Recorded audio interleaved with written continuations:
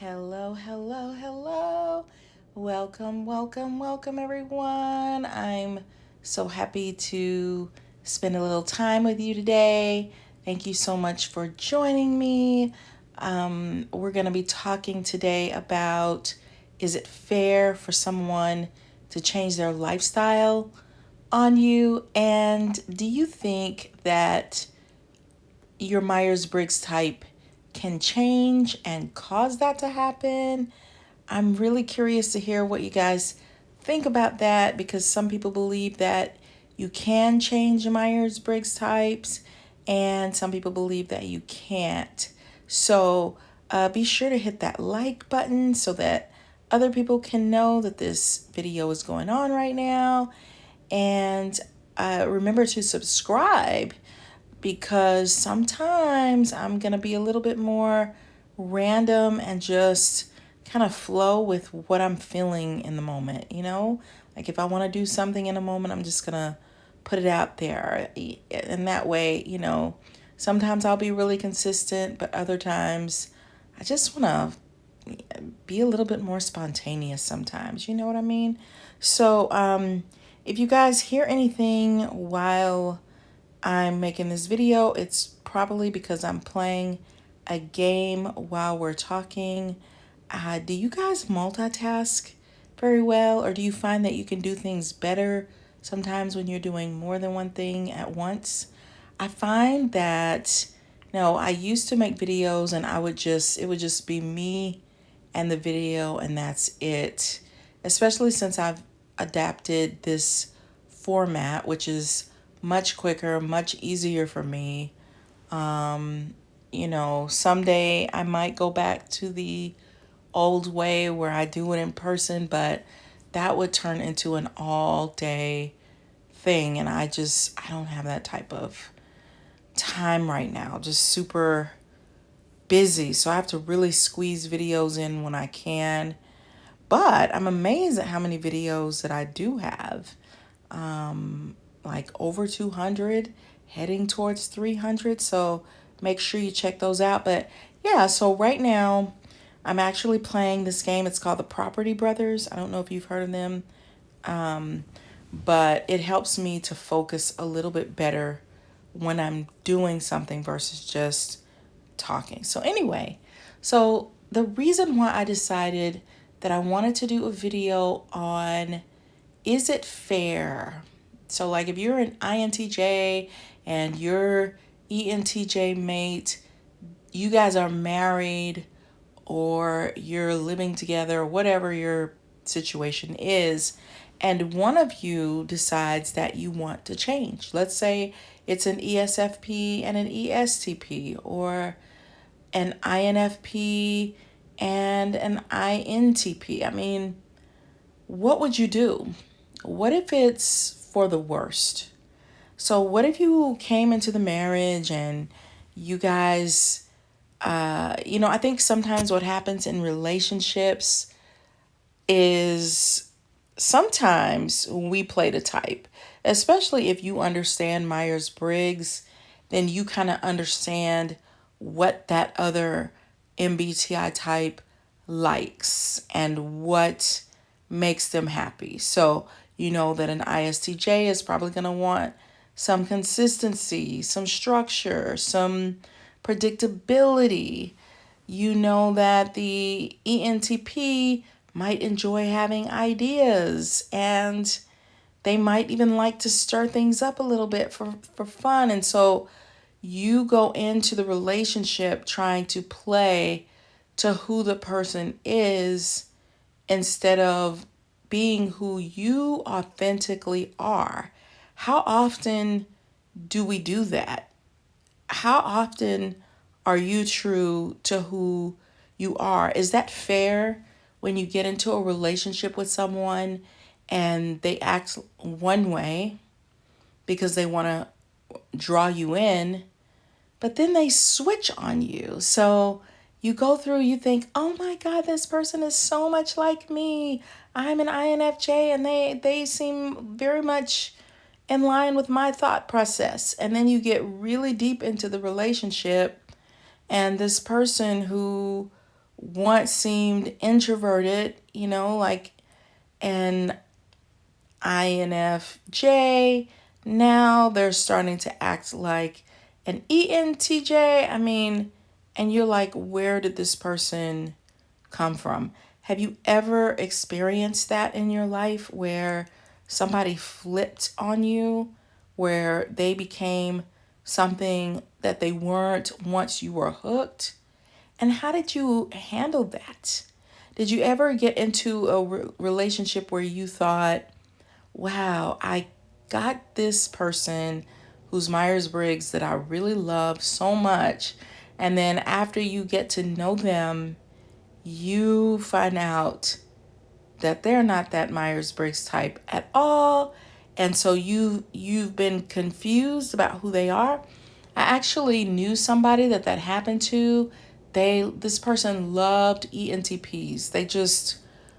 They were just highly attracted to them. And so she thought that her husband for years was an ENTP. And it wasn't until years later, I'm talking years later, that I was like, you know what? I've been around your husband long enough to know that he's not an ENTP. And that's where a lot of problems and conflict happen, because she was always expecting him to act one way, and he was always totally different, and it led to a lot of frustration, because he kept saying, you know, I'm a quieter person. Turned out he was actually an INTP, which I did a video on mirror types, the ENTP and INTP, and I do think those are two totally different types, but sometimes we can project who we want someone to be, and they're really not. Imagine the confusion that would cause in your life. It could really wreak havoc in your relationship. So you want to be careful of that. So in that sense, you almost, even though many of us love Myers-Briggs, you almost have to also create an identity or an understanding of people outside of that, so that you're not thrown off like that couple was. Get to know what they like, who they are, what their patterns are, what makes them happy, what makes them sad, what frustrates them, what works for them, what doesn't, what's their love language, really try to get some depth. Now, something that keeps coming up, I keep seeing these couples that are either on the verge of divorce or that get a divorce because one partner switches up on the other. So let's say that you go into the relationship and you have this very predictable pattern. You wake up at the same time, you do the similar things on the weekend, you go to church, you go to work, you come home, maybe you play games together as a family. You just have all of these little routines and things that you establish. Maybe your kid's school does certain things, and then all of a sudden one partner decides, you know what? I'm bored. I don't want to keep doing things this way.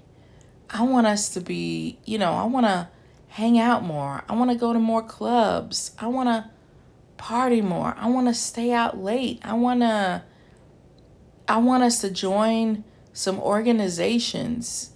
And maybe you're not interested in those organizations, but the person you're married to is, and they want you to be part of all of that. How in the world do you handle that? Maybe they switch religions, or they decide, you know what, I don't like my job. I'm going to go work someplace far away, so now I'm not going to be at home. What do you do with difficult and big changes? And has that ever happened to you? Or have you seen that happen to anybody? That is a really, really tough situation.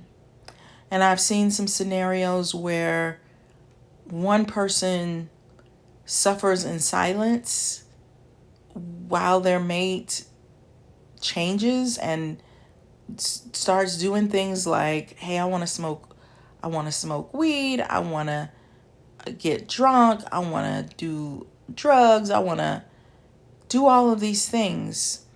And so the other person suffers in silence. They just hope the person changes. They pray that the person will change.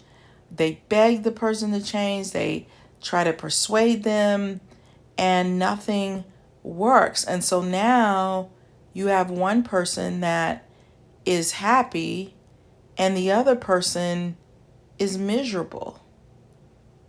Do you think it's okay to stay in a relationship like that, where it's so different that you just it's so different from what you agreed to in your relationship? What do you do in that situation? Because I will tell you, and maybe you've seen different, but it seems like most people do not change. So, I mean, well, in this case, they are changing. They're flipping the script. They're possibly becoming who they are or who they really want to be. And maybe they just played the game because they really liked you or they really wanted to be married. And now I found somebody, but now I want to switch things up and I want to be wild and I want to do all of these things, and you don't want to. So a lot of people will stay and they will suffer in silence. But I think when people show you their cards or they show that side of themselves and it keeps going for a long, prolonged period of time, I think you need to accept the fact that that person is probably not going to change. And if they do change, it could be a decade, it could be 15 years. Is it worth it to stick around? I think people look at, their living situation. We have a house together. We pay for our cars together. I feel safer because you're here. All of these different factors. I feel more attached because you're treating me badly. You ever notice that? Like if somebody's treating you bad, that instead of feeling, I guess it could go either way. But a lot of people will long for that person even more, will become more attached to that person, will stop doing the things that they like because they want to be with that person any second of the day that they can catch the person. It's almost like an obsession, like, the opposite happens. They lose strength. They don't gain strength, they lose strength. So I'm just curious, what do you do in that situation? I've been told before that my thought process is too harsh because, just talking friend to friend, hi friend, I think you have to accept reality, which is extremely difficult to do. Extremely difficult to do. But reality is this person is behaving this way, and now you're going to have to find some supernatural God strength to do something about it, because we often wait for the other person to do something about it because we're too weak. We've been broken down. We don't have the strength. But the problem is if you don't find the strength, then you're going to be suffering for a long time.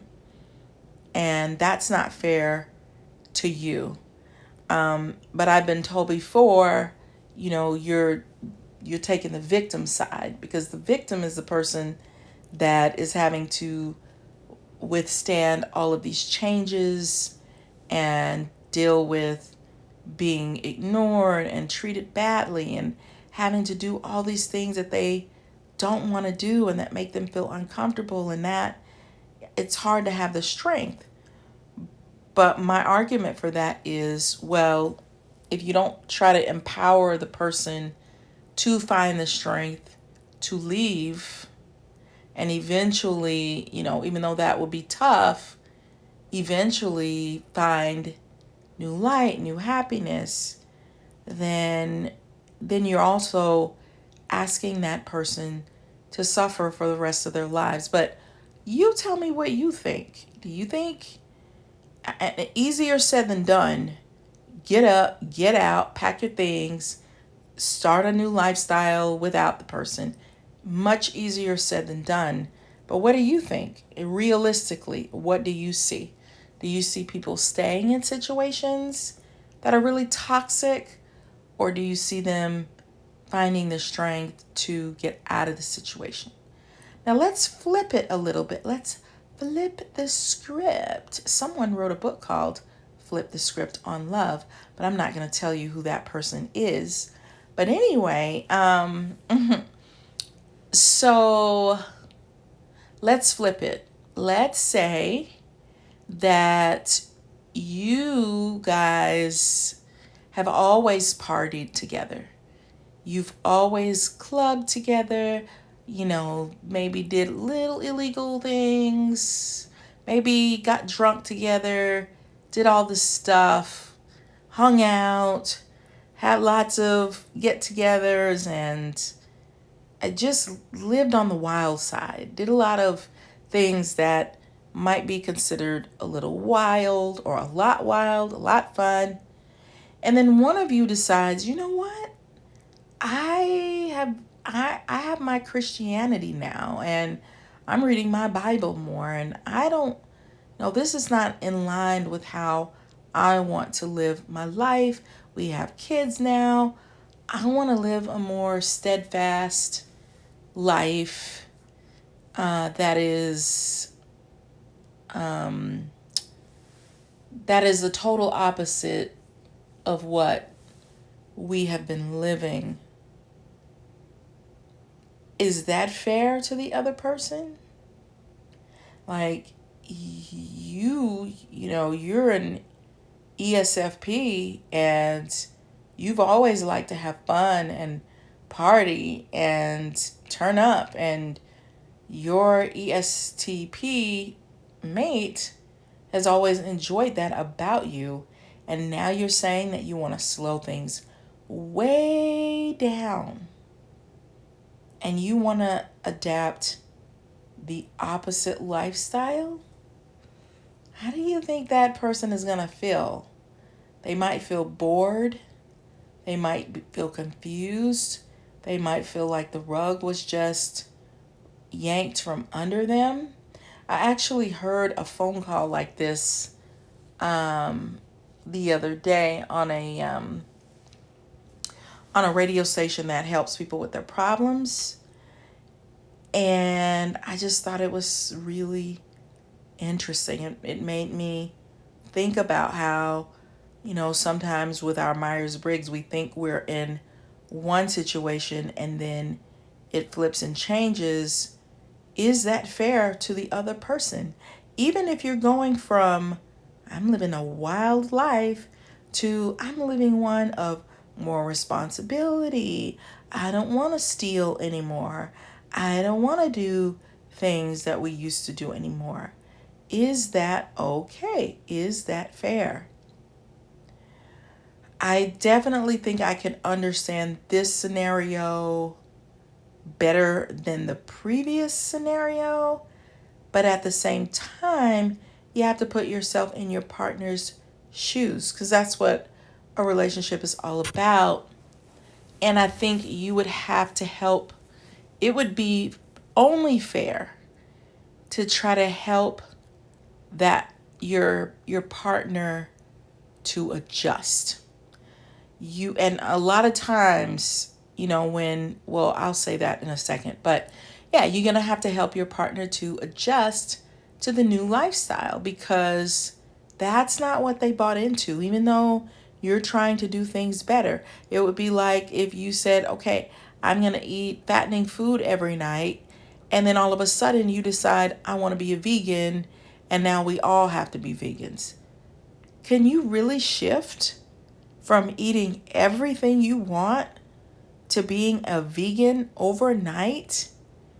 Do you think that that would be fair? Do you think that would be torturous? Do you think it would be difficult?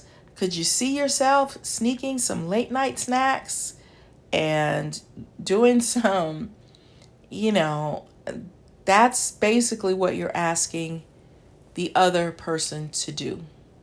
So you would have to, how would you ease someone who's used to eating everything into being vegan? You probably would give them a little bit of something to try. You would also need to validate their feelings a lot and let them know, I understand this is difficult. I know that this is hard.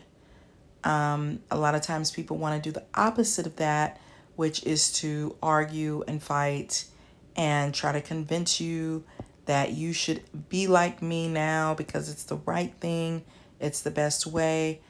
Validation works much better and much faster by just letting the person know, I know this is hard. I know I'm switching how we were doing things.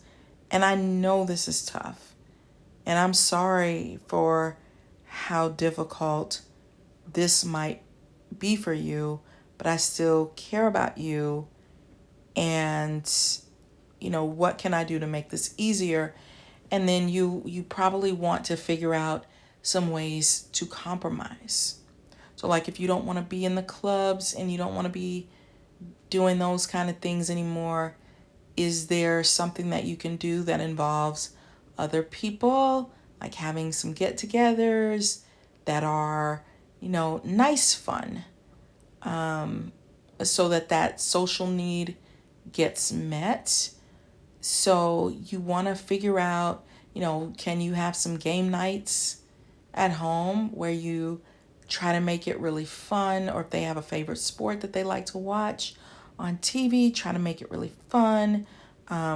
It doesn't mean that you have to turn your life into this complete flatness, but how can you, it's kind of like when someone goes on a diet, something about being told no or taking things away can be super difficult. But if you add things like add more water or add yogurt to your diet or add fruit or add more vegetables instead of everything being, okay, I'm taking away all the favorites at once. No more pizza, no more whatever it is that you love, no more potato chips, no more. Sometimes it's better to, what can you replace those things with?